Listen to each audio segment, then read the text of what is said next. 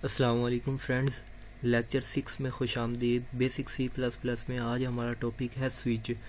Switch C plus plus में कब use किया जाता है? ये उस वक्त यूज़ किया जाता है जब हमें अपने प्रोग्राम में बहुत सी कंडीशंस को चेक करना हो। अगर हमारे प्रोग्राम में वो कंडीशन ट्रू हो जाती है तो जिस केस पे वो कंडीशन ट्रू होगी तो उसकी बॉडी में जो भी कोड लिखा होगा वो हमारे आउटपुट स्क्रीन पर शो हो जाएगा। अब आप इंटरनेट पर अपना बोर्ड का रिज़ल्ट चेक करते हैं तो हज़ारों की तादाद में स्टूडेंट्स होते हैं। वहाँ पर आप अपना रोल नंबर एंटर करते हैं। अगर तो आपका रोल नंबर किसी केस से जाकर मैच हो जाता है तो उसकी बॉडी में आपका रिज़ल्ट आपकी आउटपुट स्क्रीन पर शो हो जाता है। ठीक है, उसी अपने बोर्ड के रिज़ल्ट को माइंड में रखते हुए आपने इस एग्जांपल को, स्विच की एग्जांपल को समझना है। ठीक है, तो यहाँ पर सबसे पहले स्विच आ जाता है और यहाँ पर नंबर है। फॉर एग्जांपल यहाँ पर जो भी हम नंबर एंटर करेंगे, हमने एंटर नंबर किया 1। ठीक है, तो ये ढूंढने का यार 1 वाला केस किधर पड़ा हुआ है। ठीक है, तो इधर आएगा, हाँ ये केस 1 है, तो इसकी बॉडी में जो भी प्रोग्राम होगा, जो भी कोड लिखा होगा वो हमारे आउटपुट स्क्रीन पर शो हो जाएगा। अब फॉर एग्जांपल मैंने यहाँ पे 3 नंबर एंटर किया, ये 3 वाला एक केस पड़ा हुआ है। ठीक है, तो हमने ऊपर 3 एंटर की है, 3 वाला केस ये इधर पड़ा हुआ है, ये ढूंढेगा यार 3 किधर है। 3 वाले केस को ये ढूंढेगा और ये वाला केस ट्रू हो जाएगा, तो इसकी बॉडी में जो भी कोड लिखा होगा वो हमारे आउटपुट स्क्रीन पर शो हो जाएगा। ठीक है, अब यहाँ पर मैं 3 केस डाले हैं, 3 से आगे मैंने कोई केस नहीं एंटर किया, तो इधर आएगा इसके अंदर ये। अगर फॉर एग्जांपल मैं 4 एंटर कर देता हूँ या 5 एंटर कर देता हूँ या 1 2 3 के अलावा कोई भी नंबर अगर मैं एंटर करता हूँ तो वो आएगा। यहाँ पे फॉर एग्जांपल मैंने 4 एंटर किया तो यहाँ आया 1 वाले केस से मैच नहीं होगा, 4 2 वाले केस से मैच नहीं होगा। ठीक है, 3 वाले केस से भी मैच नहीं होगा, 4 तो पड़ा ही नहीं है यार। तो ये डिफ़ॉल्ट वाले केस में जो भी बॉडी में लिखा होगा, फॉर एग्जांपल यहाँ पे लिखा होता है रॉन्ग एंट्री, इनवैलिड, जो भी कुछ लिखा होता है वो आउटपुट स्क्रीन पर शो करवा देगा। डिफ़ॉल्ट का काम क्या होता है? डिफ़ॉल्ट का काम ये होता है कि आप स्विच में अगर जो भी कोई एंट्री करते हो स्विच के केस में ढूंढेगा। अगर तो कोई केस उसको उस नाम का मिल जाता है तो वो उस केस को ट्रू करके उसकी बॉडी में जो भी प्रोग्राम लिखा होगा उसको आउटपुट स्क्रीन पर शो करवा देगा। अगर हाँ उसको वो केस नहीं मिलता जो आप एंटर करते हो स्विच के अंदर, तो वो डिफ़ॉल्ट को शो कर देगा आपकी आउटपुट स्क्रीन पर। इसी को स्विच केस को हम समझते हैं अपने एक प्रोग्राम के ज़रिए। तो सबसे पहले मैं यही कहूँगा कि आपने अपने बोर्ड के रिज़ल्ट को ना अपने माइंड में रखना है इस केस को समझने के लिए।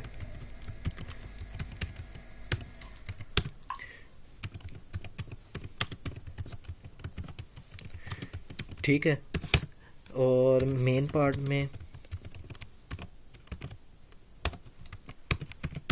यहाँ पे मैं ना एक इंटीजर ले लेता हूँ रोल नंबर के नाम से, रोल नंबर यहाँ पर।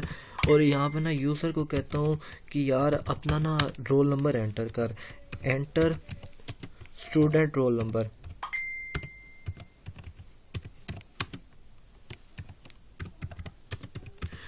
ठीक हो गया, और मैं नेक्स्ट लाइन पे इससे ना सीन करवाऊँगा। ठीक है, सीन करवाया नेक्स्ट लाइन से, और यहाँ पर रोल नंबर अगर मैंने एंटर सीन करवाया है यूज़र से, तो अब मैं स्विच के केस अपना लगाऊंगा यहाँ पे, स्विच का केस। ठीक है, स्विच के केस में यहाँ पर यूज़र किसके अंदर अपना रोल नंबर एंटर करवा रहा है? रोल नंबर वाले डाटा टाइप के अंदर ना, रोल नंबर जो भी हमने इंटीजर लिया था रोल नंबर के नाम से लिया था ना, रोल नंबर के अंदर अपना रोल नंबर एंटर करवा रहा है ना। ठीक है, तो यहाँ पर मैं अपना इसी नाम से रोल नंबर ही लिख दूंगा। ठीक है, रोल नंबर लिख दिया और इसके बाद यहाँ पर मैं करली ब्रैकेट डाल देता हूँ। अब इस 2 करली ब्रैकेट ये जो है इसके अंदर हमारा टोटली स्विच केसेस आएंगे।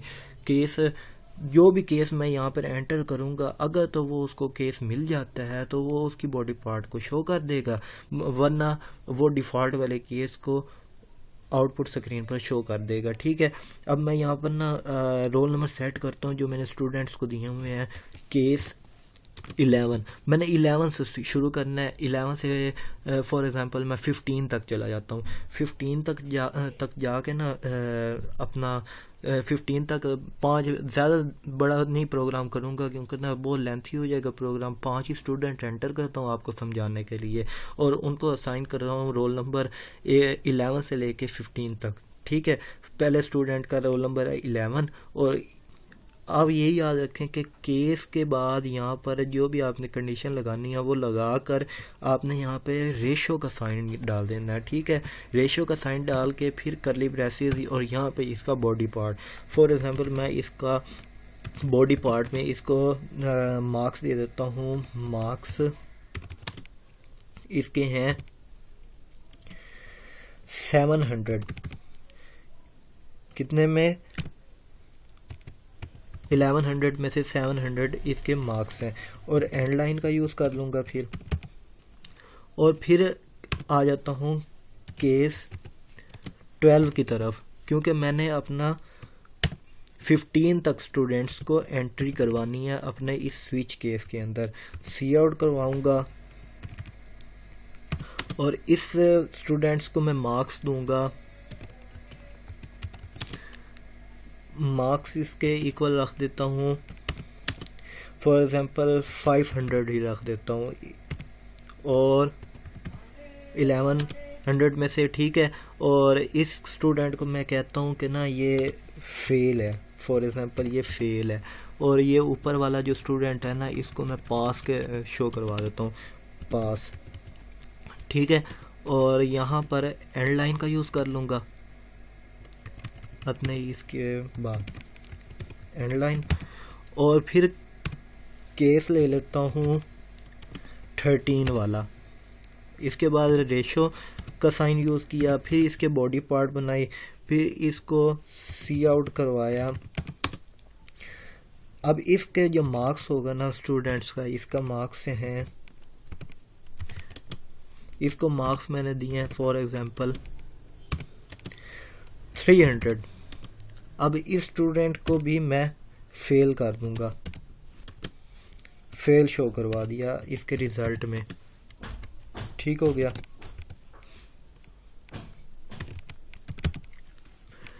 अब केस 14 ले लेता हूँ, केस 14। ठीक है, अब केस 14 में इस स्टूडेंट को मैं मार्क्स एंटर करवाता हूँ 1100 में से, इसको 1100 ही दे देता हूँ फॉर एग्जांपल, और इसको भी पास शो करवा देता हूँ, एंड लाइन कर दूंगा। और केस 15 में जाकर 15 वाला जो हमारा स्टूडेंट होगा इसको मैं सी आउट करवा के इसको मैं 1000 मार्क्स दे देता हूँ। ठीक है, 1100 में से, और इसको भी पास करवा दूंगा।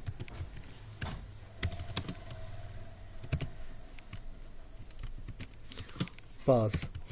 अब जब मेरे ये सारी एंट्रीज कंप्लीट हो गई हैं, केस मैंने यहाँ पर 15 तक डालने थे, मतलब 5 स्टूडेंट एंटर करवाने थे। यहाँ पर केस 11 मतलब कि मैंने यहाँ पर 11 नंबर का एक स्टूडेंट, 11 रोल नंबर का एक स्टूडेंट एंटर करवा दिया। यहाँ पे 12 नंबर का एक स्टूडेंट एंटर करवा दिया। 13, 14, 15 आपका साइन करते हैं ना ये बोर्ड वाले रोल नंबर, वो उसी हिसाब से आपका ना यहाँ पर रिज़ल्ट को कोड की हेल्प से अपना लेवल में ले आते हैं। आपका जो आपका रिज़ल्ट होता है वो आपके आउटपुट स्क्रीन पर शो करवाते हैं। अगर आपका रोल नंबर इस केस में जाकर ट्रू हो जाता है तो आपका वो आउटपुट स्क्रीन पर शो हो जाएगा आपके इंटरनेट ब्राउज़र पर। ठीक है, तो मैंने यहाँ पर केस 11 में एक 11 रोल नंबर का स्टूडेंट डाल दिया है, 12 नंबर का, और 13 रोल नंबर का, 14 वाला, 15 वाला। अब मेरे 5 स्टूडेंट तो कवर हो गए हैं।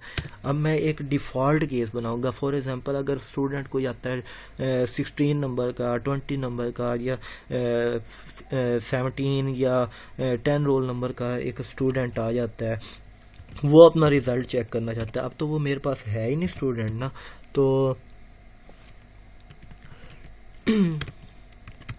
डिफ़ॉल्ट केस में क्या होगा, डिफ़ॉल्ट केस में ना मैं उसको ये स्क्रीन पर शो करवा दूंगा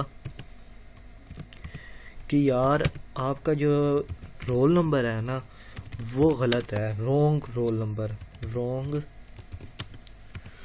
रोल नंबर, ठीक है, और एंड लाइन कर देता हूँ। ठीक हो गया। अब हमारा एक स्विच केस कंप्लीट हो गया है। तो अब मैं इसको सबसे पहले सेव कर लूँगा।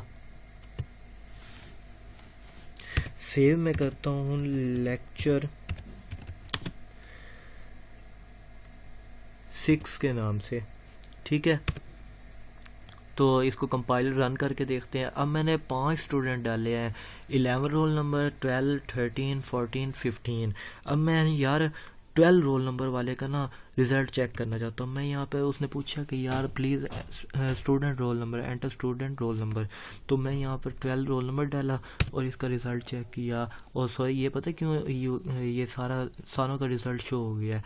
सारों का रिज़ल्ट इस वजह से ये शो हुआ है कि यहाँ पर ना हमने ब्रेक नहीं करवाई। अपना जो भी केस अगर हमारा ट्रू हो जाता है ना, तो यार हमें ब्रेक भी करवानी चाहिए। ब्रेक करवाएंगे तो तब ये यहीं पर रुक जाएगा, प्रोग्राम आगे रन नहीं होगा, ठीक है। तो यहाँ पर भी वही काम कर लेंगे, ब्रेक कर देंगे, और इधर भी वही काम करेंगे।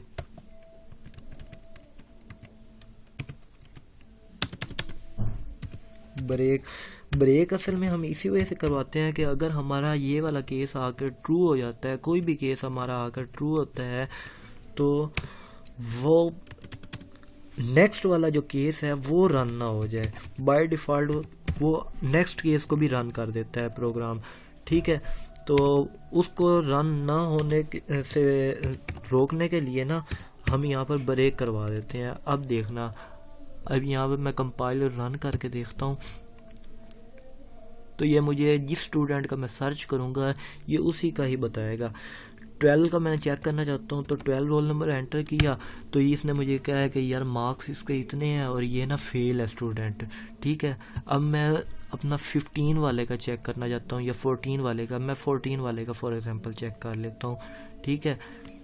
14 वाले का यहाँ पे 14 रोल नंबर डाला, तो एंटर किया, तो ये इसने ना मुझे मार्क्स बता दिया और इसको कह दिया कि ना ये पास है स्टूडेंट, ठीक है। ये अब कैसे हुआ है ये मैं आपको बताता हूँ कि ये जब मैंने यहाँ पर इसने पूछा है कि यार एंटर स्टूडेंट रोल नंबर, मैंने यहाँ पर इसने सीन इस रोल नंबर में करवाया ना। फॉर एग्जांपल मैंने यहाँ पर 14 एंटर किया था, एंटर 14, ये सीन करवाया, यहाँ पर मैंने एंटर किया 14, ठीक है। अब 14 जो भी मैंने यहाँ पर एंटर किया था वो इस स्विच की इस ब्रैकेट में आ जाएगा और ढूंढेगा यार 14 वाला केस किधर है। इस केस पे आएगा, ये मैच नहीं करेगा, 14 वाला नहीं है यार, ये तो 11 है। फिर ये नेक्स्ट पे चला जाएगा, इधर आएगा, ये 12 वाला है, 12 भी नहीं है यार, ये 13 वाला है, 13 भी नहीं है यार, 13 14 के साथ मैच नहीं हो रहा। अब ये जब 14 पे आएगा ना, हाँ 14 के साथ मैच हो गया है, तो फिर इस कर्ली ब्रेसेस में जो भी प्रोग्राम लिखा होगा वो हमारी आउटपुट स्क्रीन पर शो हो जाएगा। अगर मैं यहाँ पर लिख देता हूँ, फॉर एग्जांपल इसने मेरे से पूछा है एंटर स्टूडेंट रोल नंबर, मैं यहाँ पर 10 रोल नंबर डाल देता हूँ, ठीक है।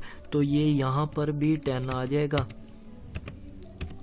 ठीक है। तो ये केस चेक करेगा, यहाँ पर केस 11 वाले में आएगा, यार ये केस तो ट्रू नहीं है, तो इधर 12 में आएगा, ये भी ट्रू नहीं है, 13 में आएगा, 13 भी ट्रू नहीं है, 14 में आएगा, वो भी नहीं है, 15 में भी आएगा, फिर 15 में भी नहीं है। अब जब इसके 15 के बाद आगे चलेगा ना, तो यार इसको 16 वाला या और कोई केस तो फिर नहीं मिलेगा ना, फिर ये बाय डिफ़ॉल्ट ये डिफ़ॉल्ट वाले केस को शो करवा देगा।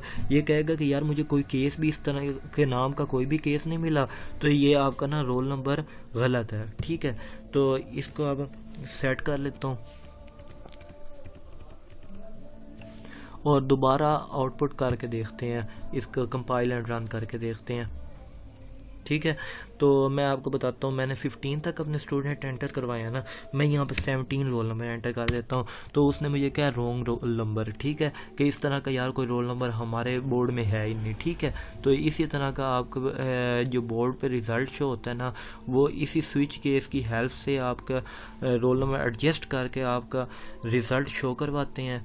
तो हमारा आज का टॉपिक था स्विच केस की उम्मीद करता हूँ कि आपको समझ आ गई होगी।